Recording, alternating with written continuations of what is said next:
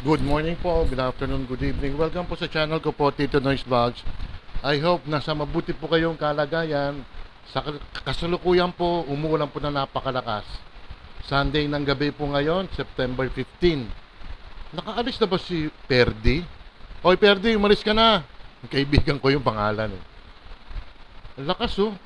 Mag 20 minutes na umuulan mga kababayan ko. Medyo ingat kayo ha.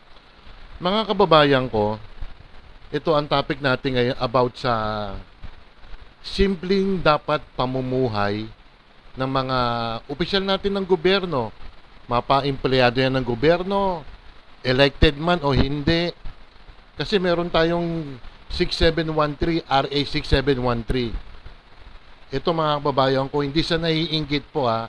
Itong si Congresswoman 2nd District, Estela Kimbo mga kababayan ko.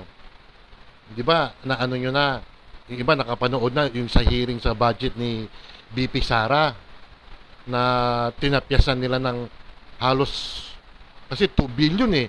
Sobra sa kalahati. Ang tinara lang, 733 million pesos lang budget ni BP Sara. Diyos ko, wala man lang, dapat nirespeto man lang yung opisina, wag na si BP yung baba, yung tao eh. Yung pwesto na lang o yung opisina na lang mga kababayan ko. O ito pa lang si Estela Kimbo, Congresswoman, ay grabe pala itong mga kababayan ko. Ito ay dating guro lang mga kababayan ko. I don't know kung sa UP siya nagtuturo or what ha. Dati po siya nagtatricycle lang. Yung naging official siya, elected official, naging congresswoman siya, eto na ang mga ano niya. Ayan, yung mga bag niya po na worth 1.2 million, 1.1, 900,000 pesos, 1.3 million, may Rolex pa siyang worth 1 million plus. Mga kababayan ko, magkano ba ang sweldo ng isang mambabatas natin? Sige po, magkano? O ipalagay natin ng 100,000 kada buwan. Makakaya ba niya yan na makabili siya ng mga na gamit, ng mga signature bags? Ayan o, Congresswoman Stella Kimbo and her impeccable takes of luxury designers handbags mga kababayan ko. Although bigyan natin siya ng benefit of the doubt, the word of benefit of the doubt. Baka may negosyo siya. Maski na mga kababayan ko, pag opisyal ka ng gobyerno, dapat simpleng pamumuhay lang. O pagpalagay natin milyonaryo, si Senador Villar nga eh. Bilyonaryo na sila mag-asawa ni Manny Villar eh. Ano bang wristwatch lang ni Senador Villar? Villar. 8 mil, 10 mil. Yung Rolex ni Estela Kimbo, 1 million. Kailangan by example yung mga babayan ko, huwag nyo ipapakita sa publiko na marangya ang pamumuhay nyo. Dati-dati naman, ikaw isang guro lang. Hindi ko din ginalang ang guro May mga kamag-anak kong guro, pero mo, ang pananamit pa mga kababayan ko, ano ba itong mga branded dyan? Chanel, ano ba to? Gonyor, Dior, at saka Hermes. Hindi Hermes Hermes. Saan siya nakakakuha ng ganyan? Tapos, parang nagdududo pa kayo kay BP Sara na binubulsa niya ang pera. Wala naman ng ganun na wala naman kayo ganung akusasyon, nagdududa lang kayo. Ang wristwatch ni BP Sara, Seiko, worth 13,000. Mahal na rin yun. Pero, ay mas mahal yung yung Rolex na 1.2 million pesos mga kababayan ko.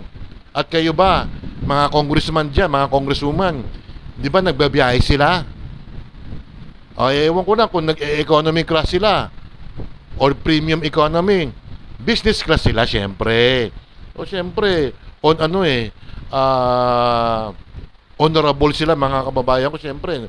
Naglalakbay sa ibang bansa, etc. etc. May mga pabaon pa yan. Saan ang galing ang sweldo niya?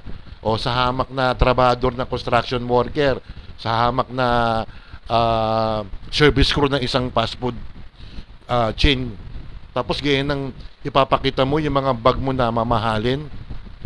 Kailangan siguro, meron ba tayong lifestyle check? Meron pa ba tayo? Meron pa ba tayong ganun mga babayan ko? Saan nila nakukuha yung pambili niyan? Dapat mga ganito, para sa akin lang ha, imbestigahan mga kababayan ko. Oh, hindi sa pag-aano ha, na ako'y kampi kay BP Sara. Dapat talaga imbestigahan 'tong mga kababayan ko. Saan nila kinukuha 'yan? Oh, papaano yung salin mo niyan? Pati ba isasama mo? Dapat pati mga salin i-check 'yan eh. Ganun ang nangyari kay Chief Justice sino ba 'yon? Si Corona. Dahil lang hindi na-declare natanggal siya sa pwesto. Itong mga ganyan na mga mambabatas, mga maluluhong mga gamit, pasweldo kayo ng mga maliliit na Pilipino tapos ganyan ang magiging nyo, lifestyle nyo. Grabe ang damit, gaganda mga kababayan ko, no? Tapos meron pa siyang customized na van. Samantalang dati siya ay nagta-tricycle lang mga kababayan ko. Oh. Ito naman pangalan nito, si Andrew E. Para pinagtanggol niya, siyempre, sa tagal naman ng aking pagkanta-kanta, ako'y nakaahon naman. Pribado ka. Pribadong tao ka, Andrew E. Itong si Stella Kimbo, public official. Kaya nga dapat, maging simple lang ang buhay nyo. Yung mga ibang congressman ma dyan, ano ba mga riswas nyo dyan? Rolex o Philip Patek ba? Nakakaano na yung nakakapiko ng mga kababayan ko Akala nyo napakalinis nyo. Yung pala, isa rin pala kayong mga isa rin kayong mga walang respeto sa mga nagpapasweldo sa inyo. Tingnan mo, mamahaling bag, 1.2 million. Ilan na makakagawa ng classroom niya mga kababayan ko? Ilan na matutulungan, mabibigyan ng ayuda? Ilan na pwedeng mabayaran ng hospitalization ng mga maliliit na tao? Ano nangyari? Wala. Mga maluluho kayo. Grabe. Yung kay Pangulong Marcos, isa rin yan, mga kababayan ko. Nag-concert ng Duran Duran. Gift daw sa birthday niya. Public official si Pangulong Marcos Number 1 siyang pinakamataas na posisyon sa buong Pilipinas. 80 to 100 million ang ginastos. Regalo daw yon ng isang kaibigan mga kababayan ko. Instead, alam nyo, bawal ang mag-receive ng mga gifts or in kind or lalo ng pagpera. Bawal po yun. Kaya ewan ko kay Presidente Marcos bakit isa rin yan dapat imbestigahan din yan Sumusobra na kayo. Tapos si BP Sara budget ng 2025 binawasan nyo ng sobra sa kalahati. Kaya kayo mga congressman kayo, lahat ng mga government official, may kamag-anak na government official, hindi maluho po yon. Simple lang ang buhay namin mga kababayan ko. Pero itong mga mambabatas na to ng mga signature bag, may mga Ferragamo pa mga sapatos dyan, Hermes, ang mga pabango siyempre mamahalin yan. Kaya kayo tuminutino kayo hindi habang buhay nasa posisyon kayo. Dapat imbestigahan niya si Stella Kimbo. Kaso kakampi. Kampi-kampihan lang yan Asa yung mga makabayan black? Asa na yung mga tawag dito? Yung mga mainstream media. Bakit hindi tanungin yan?